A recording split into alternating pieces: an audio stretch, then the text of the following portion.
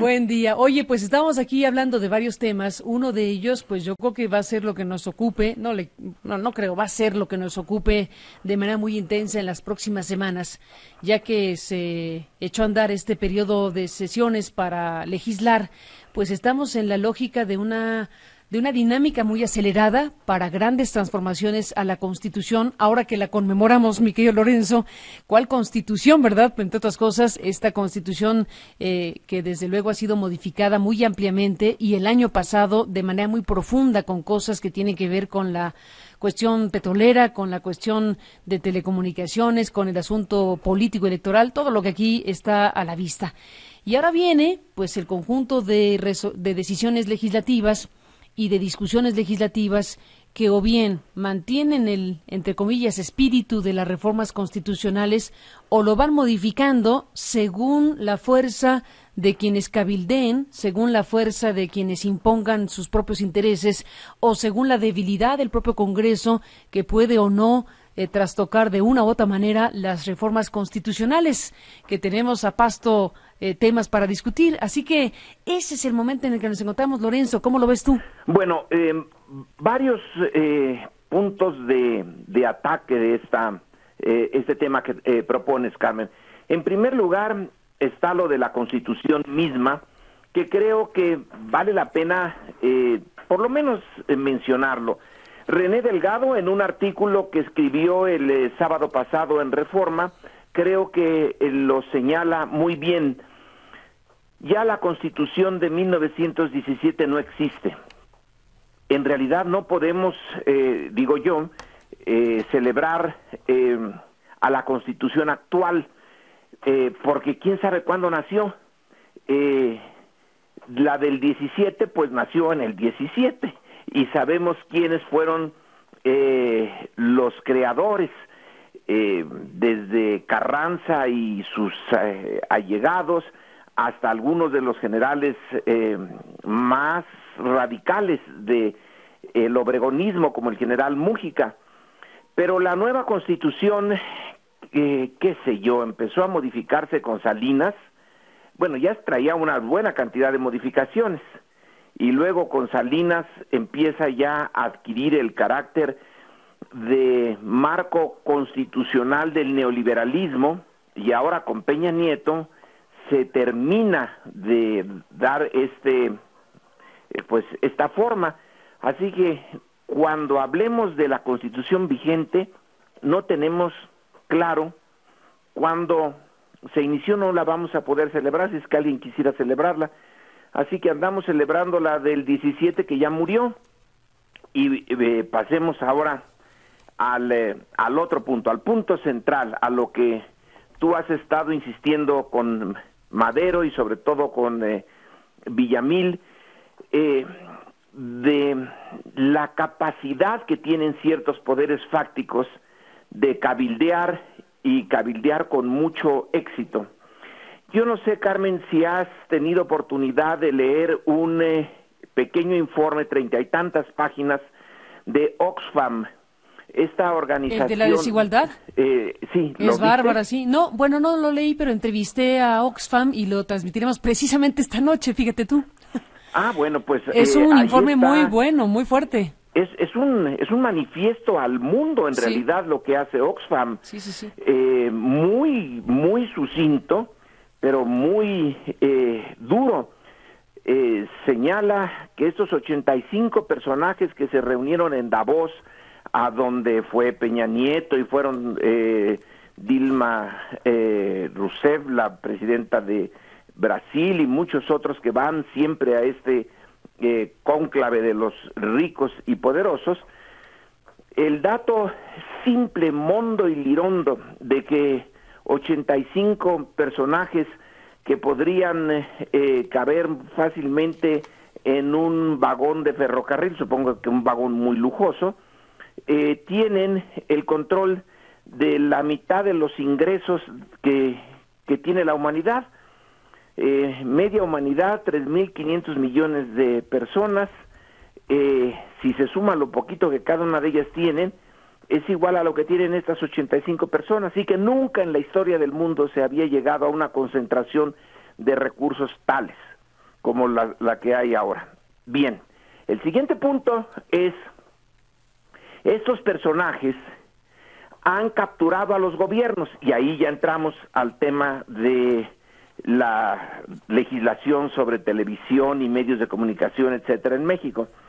Oxfam encuentra que este fenómeno se da en la mayoría, no dice que en todos los países, pero en la mayoría de los países se da la captura del gobierno por parte de los que tienen esta concentración para producir un círculo vicioso.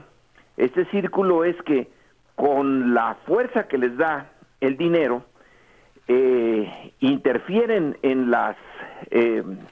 los procesos legislativos para hacer que se acelere más la concentración. Llevado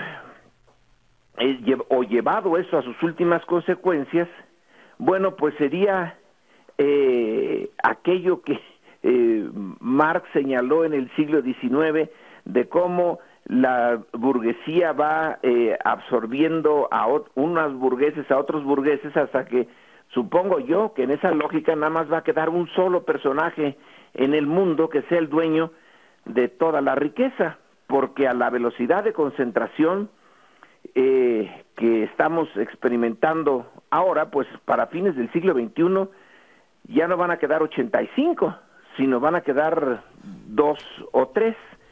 Y Oxfam al final hace unas recomendaciones, y ahí está otra vez el punto que acabas de tocar.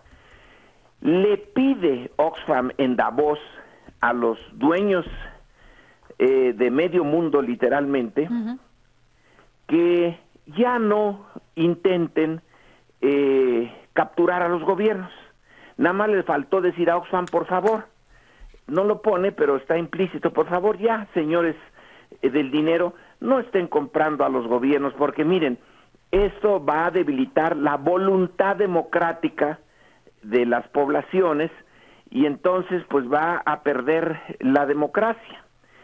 El análisis duro, brutal de Oxfam está muy bien, la conclusión no, porque ¿cómo le vas a pedir a los que están beneficiándose que por favor ya no usen instrumentos que los benefician, porque eso pone en peligro a la democracia?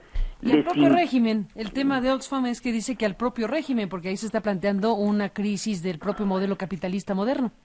Bueno, que deriva en crisis humanitaria. Un tercio de la población, si me refiero al mismo documento del que estamos hablando, sí, Lorenzo, un tercio de la población, la palabra es terrible, pero es utilizada, superflua. Pero, ¿cómo le puedes tú decir a alguien que individualmente, pongamos en este caso las televisoras? Bueno, y por cierto, Oxfam pone como ejemplo, un ejemplo claro, típico, directo, a Carlos Slim. No pone a Azcárraga ni a Salinas Pliego, pero lo podía haber hecho. Bueno, es que tiene varios ejemplos para que no los podía usar todos. Pero volviendo al punto, ¿cómo le puedes decir a estos individuos que el sistema en su conjunto puede peligrar, que puede haber una crisis? Bueno, la crisis ya está, las crisis ya vinieron, se fueron y volvieron a venir. A ellos, ¿qué les individualmente, qué es lo que más les importa? Pues mantener su propiedad, su estatus, sus posiciones. Que el sistema en su conjunto esté en peligro, eso no es un argumento convincente. Es que no hay forma de pedirles a ellos que se moderen. Tenemos que buscar, o se tiene que buscar, una fuente distinta de contrapoder político para neutralizar esa brutalidad, pero no pedírselos a ellos. Yo más bien diría, Carmen, que hay que funcionar como lo que dice Genaro Villamil, como un ejemplito. Esos señores ya tienen, con la integración de en ciertos aspectos de Televisa y TV Azteca, pues ya nada más hay un solo poder televisivo. Y lo que insisten es en seguir con ese poder. Y uno puede señalar, oigan, pero la legislación que está en discusión sí quiere introducir competencia. Porque, bueno, en verdad, a un presidente, sea Peña Nieto o cualquier otro, a lo mejor sí le interesa no convertirse en instrumento de los señores de la televisión. Ya antes la televisión era soldado del PRI, ahora el PRI es soldado de Televisa. Eso no les conviene. En la lógica de clase política, pues sí está la de detenerlos. Pero cuando a la clase política los sacas individualmente y les das un beneficio, a lo mejor entonces la lógica de clase política se desintegra, como se desintegra la lógica de que el sistema capitalista en su conjunto puede estar en peligro, pero los capitalistas individuales insisten en seguir con su proyecto individual, a pesar de que teóricamente el sistema puede estar en peligro. Así que yo veo que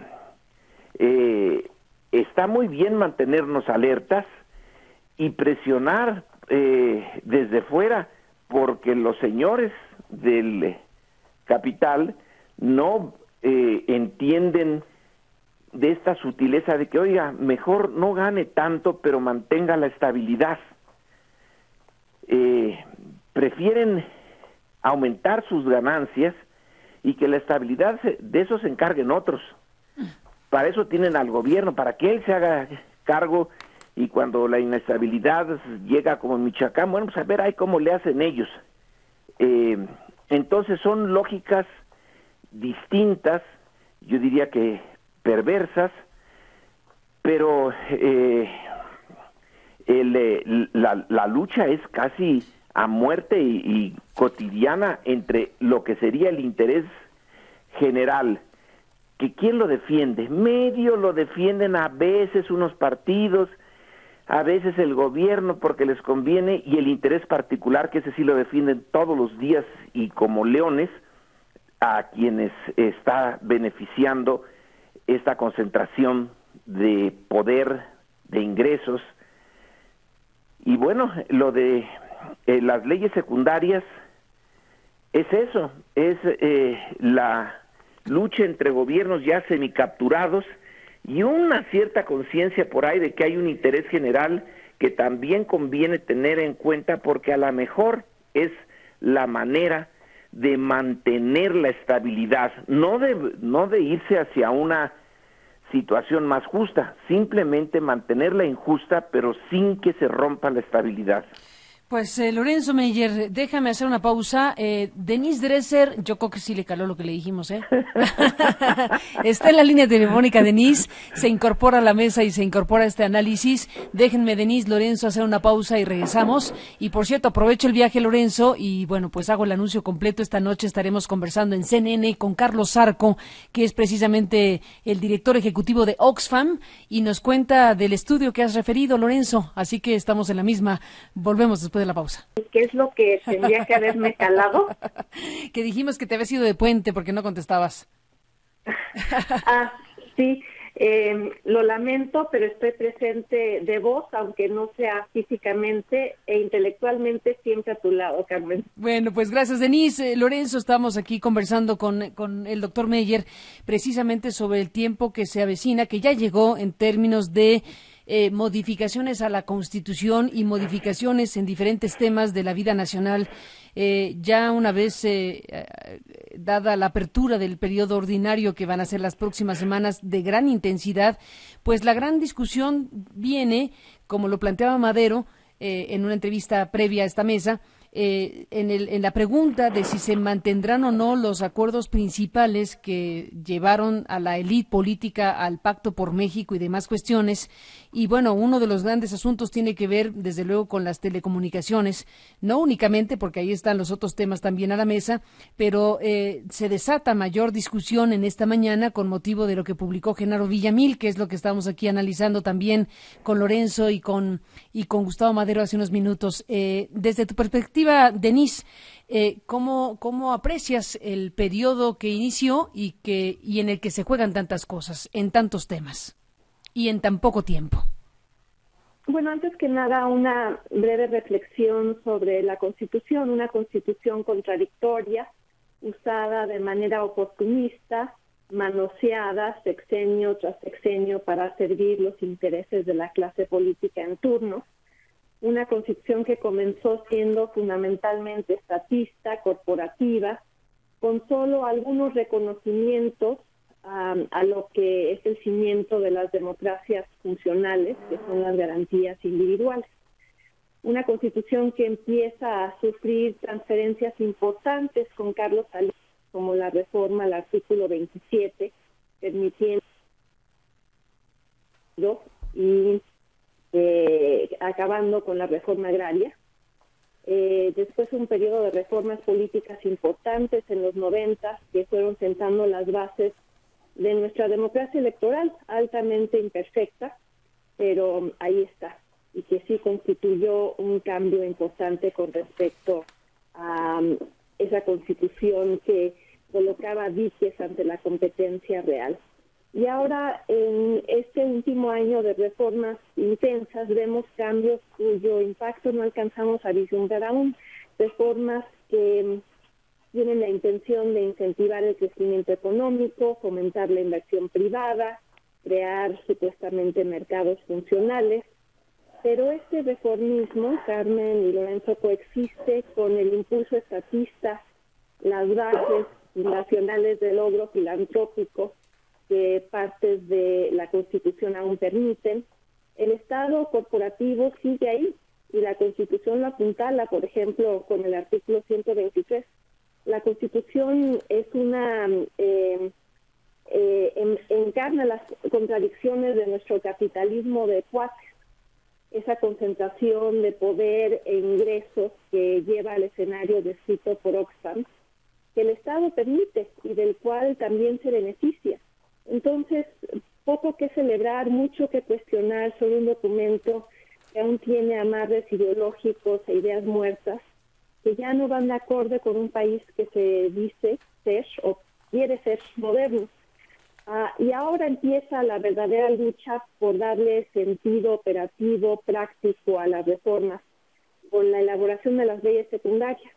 Durante este proceso vamos a ver a todos los poderes fácticos afectados o a los potenciales beneficiarios, cabildeando, presionando, extorsionando, intentando nuevamente doblegar a un Estado capturado para que elabore legislación a la medida de sus intereses, Carmen.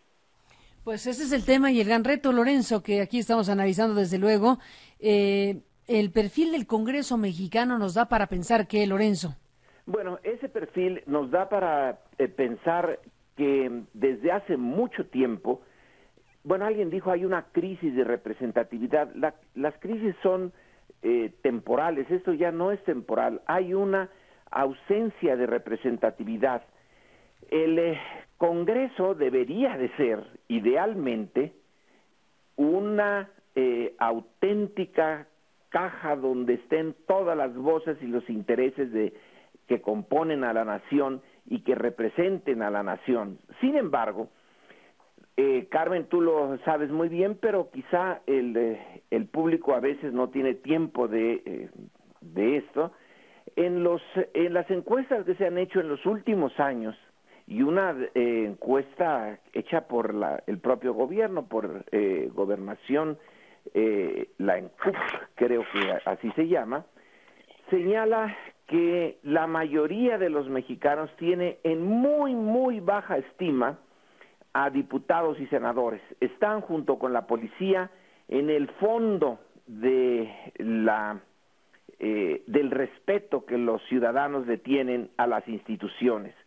Es otra manera de decir que este Congreso al que te refieres, esos legisladores, hace ya mucho tiempo que no son considerados por la ciudadanía como sus representantes, que no los respetan, no los ven como lo que debería de ser ese grupo de personas comprometidas, sabias, que están representando los intereses de la mayoría. Representan lo que creíamos que por lo menos se había modificado con a partir del 2000 y que llegó la democracia, que yo creo que ya no llegó, pero representan los intereses de las oligarquías que manejan los partidos, de los grupitos que los manejan, y ellos no van a intervenir, ni han intervenido en la elaboración de una legislación tan importante como la que se vio el año pasado y cuyas leyes secundarias se tienen que ver ahora. La manera como lo hicieron, cambio en la legislación en materia energética, que físicamente no pudo haberles dado tiempo de leerla y que la votaron, una legislación crucial, nos muestra que los legisladores no legislan, que están allí para llenar un lugar que formalmente debe de estar lleno por alguien debe de estar allí, que cobran muy bien, que no leen lo que aprueban. Bueno, la ley Televisa original es otra de esas muestras, y entonces son unos cuantos personajes de la clase política los que en contacto con esa minoría que acapara cada vez más riqueza en México, son los que hacen, pues le dan la forma y el contenido de las leyes. Esa idea de que el Estado mexicano es una fuerza en donde el interés nacional está presente, pues es nada más una idea, pero no es una realidad. Así que lo que vamos a ver ahora es qué les ordenan sus líderes a los representantes que hagan en el Congreso, y eso es lo que va a salir. Cada uno de ellos y el conjunto de los congresistas tienen muy poca importancia en el resultado que vamos a ver. Son otras personas. Es el presidente, son algunos de sus secretarios de Estado y son los grandes poderes fácticos los que están negociando hasta dónde se va a llegar en este proceso ya de decenios de concentración de la riqueza ayudada por unas leyes a modo. No veo ninguna posibilidad ahora de que esta mecánica se modifique, sino quizá lo que pueden hacer con cierta inteligencia es disfrazarla, pero no hay ninguna capacidad de modificar la dinámica que se echó a andar hace 3 decenios y que todavía sigue en la misma dirección: apoyar a los que ya tienen, a los que ya ganaron en este mercado que no es la mano invisible la que le da su naturaleza, sino son varias manos escondidas, pero sí existen, que el mercado es finalmente política, es el resultado de la política. Y ahí en la política, pues el sistema en el que estamos metidos no tiene realmente una característica de democracia efectiva, Carmen. Pues ahí está, un conjunto de reflexiones obligadas, Lorenzo Meyer, en estos momentos. ¿Con qué cierras, Denise Dresser? Pues con una reflexión sobre nuestra crisis de representación, con la cual coincido en términos del diagnóstico del doctor Meyer. Yo haría una pregunta a quienes nos están escuchando. varias preguntas. ¿Saben quién es su diputado? ¿Saben cuánto gana? ¿Saben cuántas veces se ha presentado a votar? ¿Saben qué iniciativas ha presentado? ¿Cuántas veces ha regresado al distrito que lo eligió? Y probablemente la mayor parte de nuestros radioescuchas no sepan la pregunta, esas respuestas. Y no las saben porque el sistema político que creamos en los 90 pues fue diseñado para promover la competencia entre los partidos, pero no para asegurar su representatividad. Fue creado para compartir el poder, pero no para obligarlo a rendir cuentas. Y de ahí que tengamos una democracia tan alejada de las necesidades, los imperativos, todo aquello que concierne la vida cotidiana de los ciudadanos. Y esas personas cuyo nombre no conocemos, pero que dicen actuar en nuestro nombre, son nuestros empleados y no logramos tratarlos como tales. Si los que nos escuchan son empresarios, universitarios, amas de casa, y jamás permitirían que en su empresa, en su universidad o en su propia casa, jamás permitirían que un empleado hiciera lo que nuestros diputados constantemente hacen: ausentarse, tergiversar el sentido del debate, malversar fondos, no rendir cuentas. ¿Por qué permitimos que muchos diputados hagan lo que se les da la gana con nuestro país? Y no nos sentimos representados, y no es solo una opinión mía. Según una encuesta hace algunos años realizada por la propia Secretaría de Gobernación, solo el 4% de la población confía en los partidos. Según una encuesta reciente de Latinobarómetro, la percepción negativa de la democracia en México creció más que en cualquier otro país de América Latina, con tan solo la excepción de Honduras y El Salvador. Entonces, aplaudimos el arribo de una democracia que sí permite que los partidos compartan el poder, pero no lo comparten con nosotros. Y la reforma electoral, ahora que empieza a elaborarse la legislación que la acompaña, ojalá llene muchos de esos huecos, lagunas y exigencias que la ciudadanía empezó a poner sobre la mesa hace años, y que tienen que ver con una reelección real y no solo una con candados establecidos por los partidos. Tiene que ver con reducir el financiamiento público a partidos multimillonarios que viven con carretadas de dinero público, pero que no llevan a cabo la función pública.